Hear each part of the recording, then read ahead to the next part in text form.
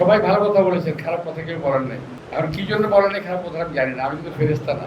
তবে আমি অন্যান্য প্রার্থীদের চাইতে আপনাদের একটু কাছের, এই কারণে এই এলাকাতে কিন্তু বড় হয়েছি আমি। শাহজাহানপুরে আমার জন্ম হলেও এই সমস্ত এলাকার এই সমস্ত এলাকা মানে কি ধরে নিতে পারেন ঢাকা শহর জুড়েই আমার বিচরণ ছিল।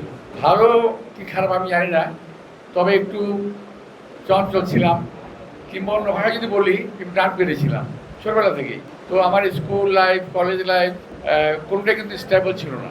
ফলে আমাকে কখনো পড়তে হয়েছে যে সিদ্ধেশ্বরী স্কুলে, কখনো পড়তে হয়েছে মতিঝিল সেন্ট্রাল গভর্নমেন্ট হাই স্কুলে। যেমন স্কুল জীবন শুরু হয়েছিল আমার Khilgaon high school, Khilgaon primary school থেকে। ওখান থেকে সিদ্ধেশ্বরী স্কুল, এখন যেটা গার্লস স্কুল, ওই সময় বয়েজ অ্যান্ড গার্লস একসঙ্গে ছিল, ওখানে পড়তাম। ওই সময় নার্সারি ছিল না, কিন্তু একটা ক্লাস ছিল, বেবি ক্লাস বলা হতো। আর বড় বোন যাইতো ওখানে, সঙ্গে আমি যেতাম, আমি বেবি ক্লাসে পড়তাম। 58-এ এখন যে সিদ্ধেশ্বরী বয়েজ স্কুল, ওখানে পড়াশোনা করেছি। আমার সাল ভুল হতে পারে, সেন্ট্রাল স্কুলে গেলাম, ওখান থেকে আমি ম্যাট্রিক পাস করলাম SSC 1966। গভর্নমেন্ট জিন্নাগড়ে ভর্তি হলাম, অর্থাৎ এটা হলো এখন মহাকালীতে। ওখান থেকে আবার ডিগ্রি পরীক্ষা দেওয়ার সময় ভর্তি হলাম সোনারদি কলেজ, ওখান থেকে ডিগ্রি পাস করলাম। এখন কথাগুলো আমি কথাগুলো কেন বললাম, এই কথাগুলো না বললেও হতো। বললাম এই কারণে যে আমার এই বিভিন্ন স্কুলে এবং কলেজে পড়ার কারণে ঢাকা শহরের প্রত্যন্ত অঞ্চলে আমার পরিচিত হয়ে গেছে। ঢাকা শহরে জন্ম হলেই হবে না। এখন আমাদের যারা নাকি ধরেন আমার ছেলে কিংবা আমার বাচ্চা যারা আছে, আমার নাতিপুতি যারা আছে, আপনাদের সন্তান যারা আছে, এদেরকে কিন্তু আমাদের মায়েরা সব গার্ড করে রাখে সারাক্ষণ, তাই না?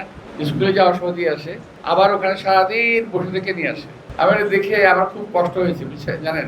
আমি শেষ পর্যন্ত আমার বাড়ির সামনে যে সেন্ট্রাল গভর্নমেন্ট হাই স্কুলটা আছে, ওই স্কুলের সামনে আমি একটা শেড করে দিলাম এবং পানি খাওয়ার একটা ব্যবস্থা করলাম। আলটিমেটলি মানে খুব কষ্ট লাগলো আমার। কিন্তু আমি যখন ক্লাস 2-তে পড়ি, আমার মা কিন্তু আমাকে নাস্তা খাওয়ার পরে সকালবেলা কাপড় টাপড় পরে ছেড়ে দিত, ওখান থেকে হাঁটতে হাঁটতে সিদ্ধেশ্বরী স্কুলে আসতাম। ভাবতে পারিনি সিদ্ধেশ্বরী স্কুলে কোথায়, আমার বাসা শাহজাহানপুরে। ওখান থেকে হেঁটে আমরা আসতাম সিদ্ধেশ্বরী স্কুলে, আবার ওখান থেকে হেঁটে বাসায় যেতাম। আসলে দেখতাম আমার বাসায় বাবাও টেনশন ফ্রি, মাও টেনশন, আমাদেরকে নিয়ে কেউ টেনশনে নাই। কিন্তু এখন কি একটা বা আজকে আছেন বলতে পারবেন বাসায় জন্য, বাসায় বাচ্চারা কেমন আছে, টেনশন করছেন না আপনারা? সবাই টেনশন করছি আমরা, একটা টেনশনের যুগে বসবাস করছি আমরা।